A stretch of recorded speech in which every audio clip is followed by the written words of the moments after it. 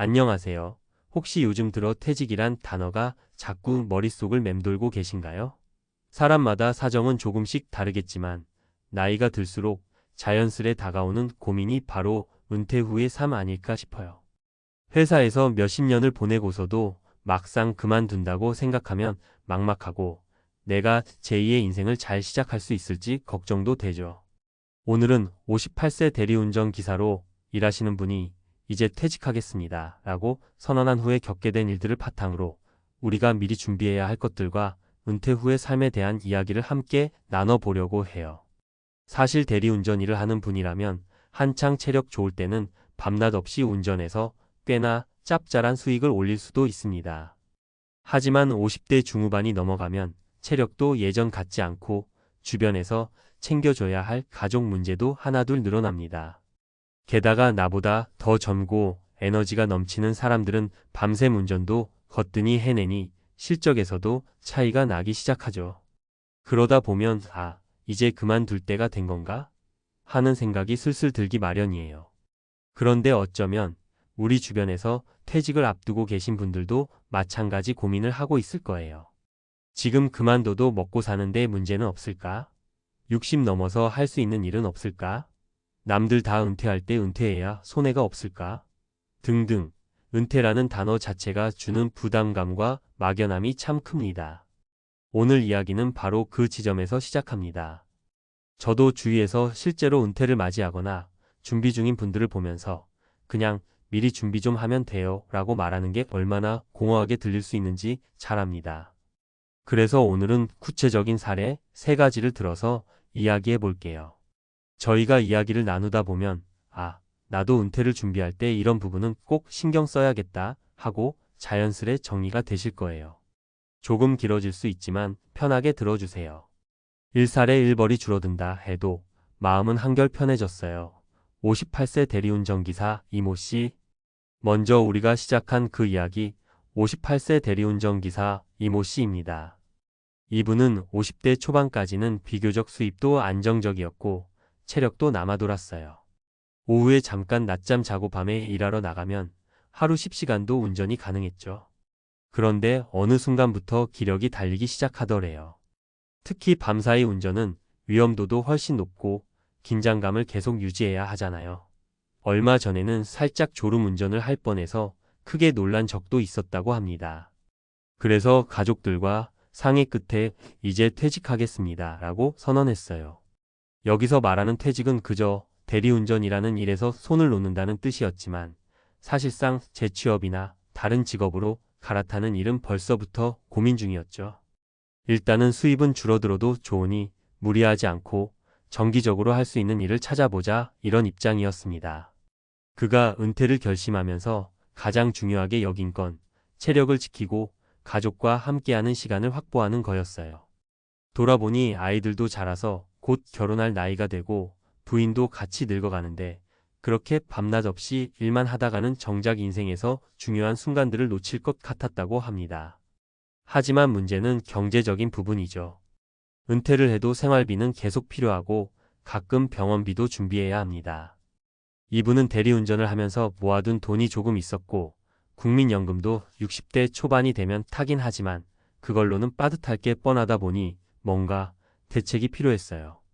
결국 이분은 작은 동네 마트에서 배송 일을 잠깐씩 도와주는 파트타임을 시작했습니다. 수입은 대리운전할 때보다 훨씬 줄었지만 밤늦게까지 일하지 않아도 되고 주말에는 어느 정도 휴식을 취할 수 있어서 만족스럽다고 해요.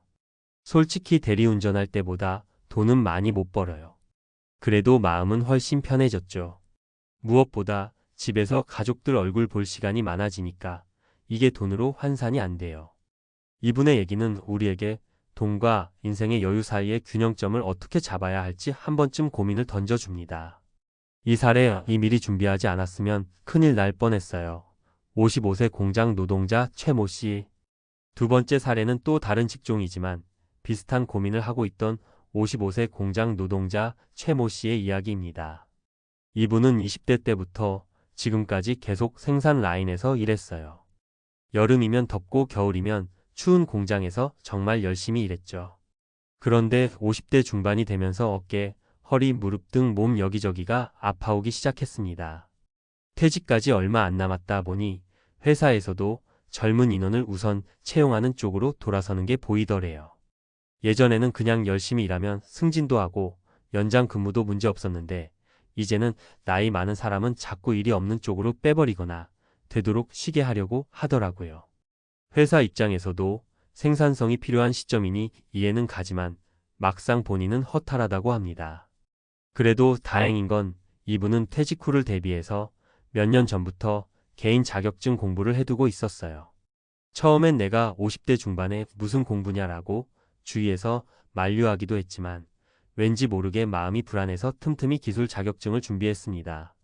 전기기능사나 특수용접 같은 자격증인데 중장비 쪽으로도 관심이 있어서 얼마 전에는 지게차 자격증도 땄다고 해요.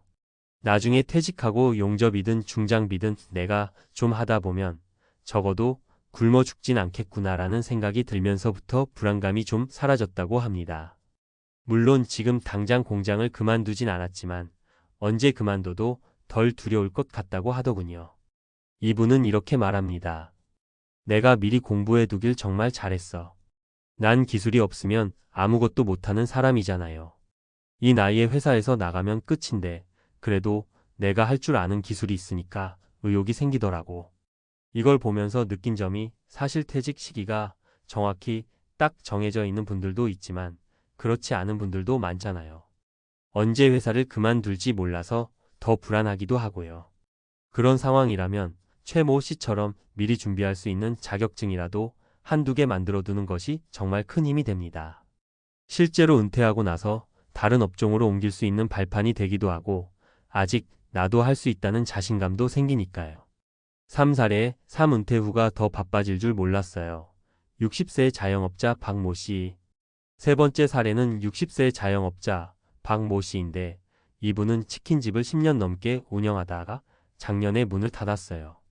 코로나 시국에 배달 경쟁이 심해지고 대형 프랜차이즈들이 우후죽순 늘어나면서 수익이 점점 줄었다고 해요.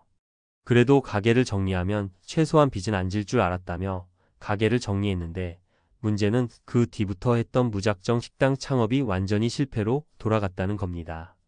창업이라는 게 한번 해봤다고 다 아는 게 아니더라고요. 치킨이랑 식당이랑 완전 다른 세계였어요. 설마 했는데 허무하게 말아먹었죠. 결국 매장 임대 보증금도 제대로 못 돌려받고 빚만 남아서 은퇴 후라고 한가할 줄 알았던 본인은 갑자기 돈벌이를 다시 찾아 나서야 했습니다. 그러다가 우연히 젊은 시절부터 좋아했던 목공예를 떠올렸어요. 그냥 취미로만 즐겼던 건데 이걸 상품화해서 팔 수 있지 않을까? 라고 생각하게 됐죠. 그래서 작은 공방을 얻어 DIY 반제품을 사다가 개조하고 카페용 인테리어 소품을 만들어서 팔기 시작했는데 이게 뜻밖의 소소하게나마 반응이 있는 겁니다. 처음엔 근근히 재료비 건지기도 힘들었는데 온라인으로 올리니까 생각보다 반응이 괜찮더라고. 지금은 큰 돈은 아니지만 그래도 재밌고 내가 하고 싶은 일을 하면서 소득도 얻게 됐으니 이만큼 좋은 게 없죠. 이 사례를 통해 우리가 볼 수 있는 건 은퇴 후에도 내 흥미와 강점을 연결시키면 얼마든지 새로운 길이 열릴 수 있다는 점이에요. 물론 무작정 다른 업종에 뛰어들었다가 실패할 수도 있어요. 그렇다면 내가 좀 더 좋아하고 애정이 있는 일을 활용해서 조금씩 시도해보는 게 더 안전할 수 있겠죠. 박모 씨도 말합니다. 솔직히 말하면 치킨집처럼 큰 돈 벌 순 없어요. 그래도 매달 꾸준히 조금씩 나오니까 기분은 좋고 무엇보다 내가 좋아하는 일을 하니까 남들 눈치 볼 필요가 없어요. 이게 진짜 은퇴 후 자유가 아닐까요? 은퇴를 앞두고 우리가 생각해야 할 것들. 위 세 사례를 종합해보면 은퇴 시점에 꼭 고민해야 할 요소들이 있어요.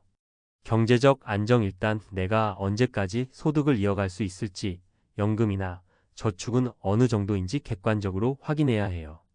건강관리. 은퇴를 하면 오히려 더 몸을 써서 일해야 하는 경우가 생길 수 있으니 미리 건강검진이나 생활습관을 점검해야 합니다. 가족과의 소통. 가족들은 내가 은퇴했을 때를 어떻게 생각하는지, 함께 계획하고 싶은 게 있는지 대화를 충분히 나눠야 해요. 아무래도 은퇴 후엔 집에서 보내는 시간이 늘어나니까요. 취미 또는 기술 뒷심이 되어줄 무엇인가를 찾아야 해요. 자격증도 좋고, 취미도 좋고, 대체 수익원이 될 수 있는 어떤 기술이면 더 좋겠죠. 심리적 준비 은퇴 후 나의 정체성이 흔들릴 수 있어요. 회사원, 기사님, 사장님 등으로 불리다가 갑자기 아무런 직함이 없어지면 당황스럽거든요. 이걸 어떻게 받아들이고 나를 어떻게 표현할 것인지 생각해 봐야 합니다. 이렇게만 적어 놓으면 너무 딱딱해 보이지만 결국 중요한 건 나답게 살 수 있는 방법을 찾는 것이라고 생각해요. 은퇴는 끝이 아니라 또 다른 시작이잖아요. 다만 그 시작이 순조롭도록 미리 조금씩 준비해 두자는 거죠. 그리고 요즘 같은 시대에는 60세에 은퇴를 한다고 끝이 아니라 우리가 7080세까지도 건강하게 일할 수 있을 가능성이 크잖아요. 그런 의미에서 은퇴 전에 내가 해보고 싶었던 일을 한 번쯤 꺼내보면 어떨까요? 바로 실천하기 어렵다면 최소한 정보를 모으고 관련된 사람들과 네트워킹을 해두는 것도 큰 도움이 되죠. 은퇴 후 새로운 이야기를 써 내려가기. 이제 결론에 이르렀네요. 오늘의 핵심 포인트는 은퇴는 이제 모두 끝났어라는 선언이 아니라 새로운 시작이라는 겁니다. 58세 대리운전기사 이 모 씨가 이제 퇴직하겠습니다 라고 말했을 때 그 의미는 더 이상 밤샘 운전을 안 하겠다는 선언일 뿐 인생 전체를 놓아버리겠다는 뜻이 아니었어요. 오히려 가족과 함께 더 많은 시간을 보내고 안정적인 소득원을 찾는 방향으로 삶의 좌표를 옮긴 거죠. 은퇴한다는 건 일단 지금껏 해오던 것에서 한 걸음 물러나서 그 시간과 에너지를 다른 방향으로 쓸 수 있는 자유를 얻는 과정이기도 해요. 물론 그 자유를 온전히 누리기 위해서는 준비가 필요하죠. 아무런 계획 없이 맞닥뜨리면 불안하고 당황하게 될 테니까요. 언제 은퇴해야 제일 좋을까? 하고 고민하는 분들도 계실 거예요. 사실 정답은 없지만 가장 중요한 건 내 상황에 맞는 현실적인 판단이라는 걸 잊지 않으셨으면 해요. 남들이 60에 그만둔다고 해서 혹은 65에 그만둔다고 해서 무조건 거기에 맞출 필요는 없어요. 내 체력, 내 재정 상태, 가족의 기대, 내가 하고 싶은 일 등등을 종합해서 타이밍을 정해보면 되는 거죠. 마지막으로 제가 드리고 싶은 제안은 아주 간단해요. 하루에 10분이라도 내 은퇴 후 계획을 상상해보기. 가볍게 배워볼 만한 자격증이나 기술 조사해보기. 취미나 재테크 관련 소모임, 인터넷 카페 가입해보기. 이런 작은 행동들이 쌓이다 보면 어느 순간 이제 퇴직하겠습니다 라고 선언해도 별로 무섭지 않은 그런 날이 오지 않을까 싶습니다. 은퇴는 누구에게나 찾아옵니다. 하지만 준비되어 있는 사람과 그렇지 않은 사람 사이에는 확실히 차이가 생겨요. 오늘 전해드린 세 가지 사례에서 보셨듯이 체력과 경제력, 그리고 개인의 의지와 목표가 어떻게 맞물리느냐에 따라 그 이후 인생이 전혀 다르게 펼쳐지거든요. 부디 이제 퇴직하겠습니다 라고 말했을 때 그 후에 벌어질 일이 기대와 설렘으로 가득 찰 수 있기를 바랄게요. 나이 58세든 60세든 65세든 언제든 내게 맞는 타이밍에 은퇴를 하고 그 뒤에 삶을 찬란하게 꾸려나가시길 응원합니다. 오늘 이야기 조금이나마 도움이 되셨길 바라며 여기서 마무리하겠습니다. 감사합니다.